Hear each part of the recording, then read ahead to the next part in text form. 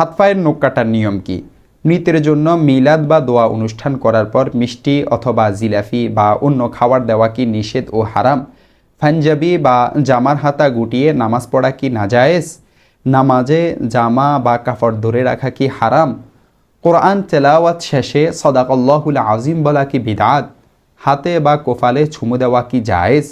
মেয়ে বা বোন অথবা মা অথবা খালা বা দাদি অথবা নানি ও ফুফির সাথে কোলাকুলি ও চুম্বন করা যাবে কি? ছবিযুক্ত টাকা বা পরিচয়পত্র পকেটে রেখে নামাজ পড়া যাবে কি? হাত পায়ের নখ কাটার ইসলামী নিয়ম কি? হাত পায়ের নখ কাটার ইসলামী নিয়ম হচ্ছে, সর্বপ্রথম জানুন হাতের নখ কাটার পদ্ধতি কি। উভয় হাত মুনাজাতের আকৃতিতে ধরে ডান হাতের শাহাদাত আঙ্গুল থেকে আরম্ভ করে ধারাবাহিকভাবে বাম হাতের বৃদ্ধাঙ্গুলির নখ কেটে শেষ করা, অতঃপর সর্বশেষ ডান হাতের বৃদ্ধাঙ্গুলির নখ কাটা।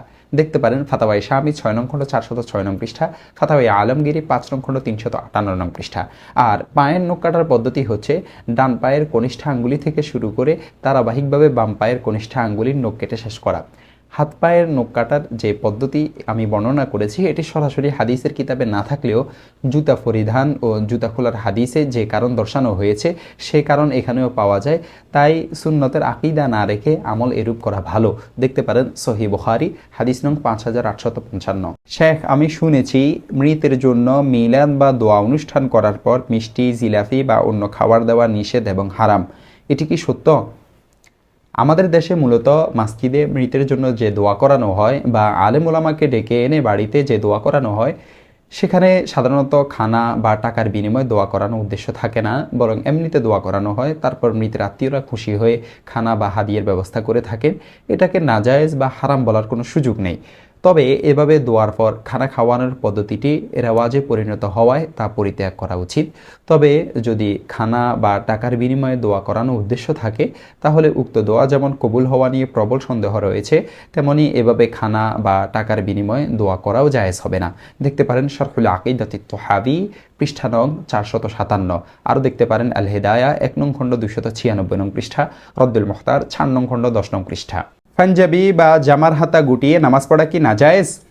পাঞ্জাবি বা জামা ইত্যাদির হাতা গুটিয়ে নামাজ পড়া মাকরু। এভাবে নামাজ পড়লে নামাজ নষ্ট হবে না, নামাজ হয়ে যাবে, কিন্তু নামাজের আদবের পরিপন্থী হবে। যেহেতু এভাবে হাতা গুটিয়ে সম্ভ্রান্ত ও সম্মানিত ব্যক্তিবর্গের দরবারে উপস্থিত হওয়া লজ্জাজনক মনে করা হয়, তাহলে মহান আল্লাহ রাব্বুল আলামিনের পবিত্র দরবারে কেন এ অবস্থায় উপস্থিতি লজ্জাজনক মনে করা হবে না? আল্লাহ তাআলা সৌন্দর্য গ্রহণ করে উত্তম পোশাক নিয়ে নামাজে আসতে নির্দেশ করেছেন। রব্বুল আলামিন ইরশাদ করেন, আউযু বিল্লাহি মিনাশ শাইতানির রাজীম, বিসমিল্লাহির রহমানির রহিম, ইয়া বানি আদমা খুযু যিনাতাকুম ইনদা কুল্লি মসজিদ। হে বানি আদম, প্রত্যেক সালাতের সময় তোমরা সুন্দর পরিচ্ছদ পরিধান করবে। দেখতে পারেন সূরা আরাফ 31 নং আয়াত। সহিহ মুসলিমের ব্যাখ্যাকার ইমাম নববী রাহমাতুল্লাহি আলাইহি বলেন, এই ব্যাপারে উলামায়ে কেরাম একমত যে জামা বা হাতা গুটানো অবস্থায় নামাজ পড়া নিষেধ। দেখতে পারেন শরহুন নববী 4 নং খণ্ড 209 নং পৃষ্ঠা। নামাজে জামা কাপড় ধরে রাখা কি হারাম? হাদিস শরীফের মধ্যে এসেছে, রাসূলুল্লাহ সাল্লাল্লাহু আলাইহি ওয়াসাল্লাম ইরশাদ করেছেন, আমাকে 7টি অঙ্গের সাহায্যে সিজদা করার নির্দেশ দেওয়া হয়েছে। কোফাল, এই বলে তিনি হাত দিয়ে নাকের দিকে ইশারা করলেন। 2 হাত 2 পা অর্থাৎ 2 হাঁটু এবং 2 পায়ের পার্শ্বদেশ অর্থাৎ পায়ের আঙ্গুলসমূহ আমি অর্থাৎ আমরা যেন চুল ও কাপড় ধরে না রাখি, এর নির্দেশও দেওয়া হয়েছে। দেখতে পারেন সহিহ মুসলিম হাদিস নং 490। কোরআন তেলাওয়াত শেষে সাদাকাল্লাহুল আজিম বলা কি বিদআত?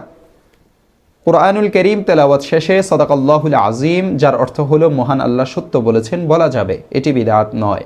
তার প্রমাণস্বরূপ আমরা মহান রব্বুল আলামিনের বাণী দেখব। তিনি পবিত্র কোরআনের মধ্যে বলেছেন, কুল সাদাকাল্লাহু ফাত্তাবিউ মিল্লাতা ইব্রাহিম হানিফাও ওয়া মা কানা মিনাল মুশরিকিন। অর্থাৎ আপনি বলুন আল্লাহ সত্য বলেছেন, অতঃপর ইব্রাহিম আলাইহিস সালাতু ওয়াস সালামের সঠিক ধর্মের অনুসরণ করুন এবং তিনি মুশরিকদের অন্তর্ভুক্ত ছিলেন না। দেখতে পারেন সূরা আলে ইমরান আয়াত নং 95। উল্লেখিত আয়াতের মাঝে আমরা স্পষ্টভাবে দেখতে পাচ্ছি যে সাদাকাল্লাহুল আজিম, মহান আল্লাহ সত্য বলেছেন, এই কথাটুকু বলার আল্লাহ তাআলাই নির্দেশ দিয়েছেন। কিন্তু তা কখন ও কিভাবে কোন স্থানে বলবো তার কোনো কিছু পবিত্র কোরআনের মধ্যে উল্লেখ নেই, অর্থাৎ যে কোনো সময় বলা যেতে পারে। অতএব আমরা মহান প্রভুর বাণী আল কোরআন পড়ার শেষে বলছি, এতে কোনো সমস্যা নেই, আর এটি বেদাত হওয়ারও কোনো কারণ নেই। আল্লাহ তাআলা কোরআনুল কারীমের অন্য আয়াতের মাঝেও বলেছেন, ওয়ামান আসদাকু মিনাল্লাহি হাদিসা। অন্যত্র আরও ইরশাদ করেছেন, ওয়ামান আসদাকু মিনাল্লাহি কিলা। আল্লাহ থেকে কে সত্য বলনেওয়ালা আছে? সূরা নিসা 87 নং আয়াত ও 122 নং আয়াত। হাতে বা কোফালে চুমু দেওয়া কি জায়েজ? দুই চোখের মাঝে কোফালে চুম্বন দেওয়া বৈধ। জাফর রাদিয়াল্লাহু তাআলা আনহু হাবশা থেকে ফিরে এলে মহানবী সাল্লাল্লাহু আলাইহি ওয়াসাল্লাম তার সাথে মুআনাকা করে তার দুই চোখের মাঝে অর্থাৎ কোফালে চুম্বন দিয়েছিলেন।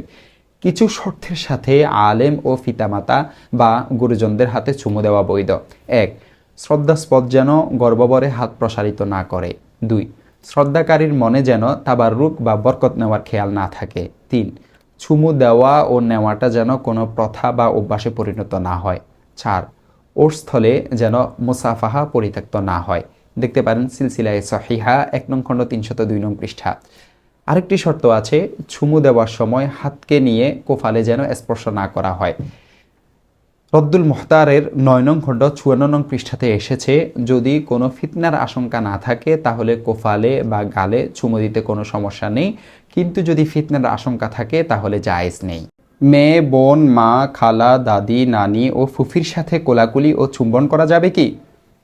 বাবা তার মেয়েকে, ভাই তার বোনকে, ছেলে তার মাকে আনন্দ প্রকাশের জন্য আলিঙ্গন ও কোফালে চুম্বন করা হারাম নয়, কিন্তু যে লোকটি তাকওয়া, পরহেজগারি এবং আল্লাহ ভীরুতে উত্তীর্ণ নয়, ফর নারীর প্রতি দৃষ্টি দেয়, ফর নারীর প্রতি আসক্তি ইত্যাদি থেকে নিজেকে বাঁচাতে পারে না, সে নিজের মা, বোন, কন্যাকে জড়িয়ে ধরে শয়তান ও নফসের যাবতীয় কুমন্ত্রণা থেকে নিজেকে বাঁচাতে পারার আস্থা কোথায় খুঁজে পাবে?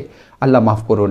মাকে জড়িয়ে ধরার সময় যদি তার মনে কোনো ধরনের ওয়াসওয়াসা সৃষ্টি হয়, তাহলে তার বাবা মায়ের দাম্পত্য সম্পর্কের মাঝে চিরস্থায়ী বিপত্তি নেমে আসবে, যা কোনোদিন মুছে দেওয়া যাবে না।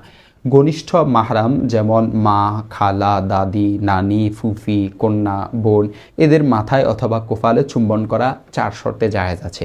1.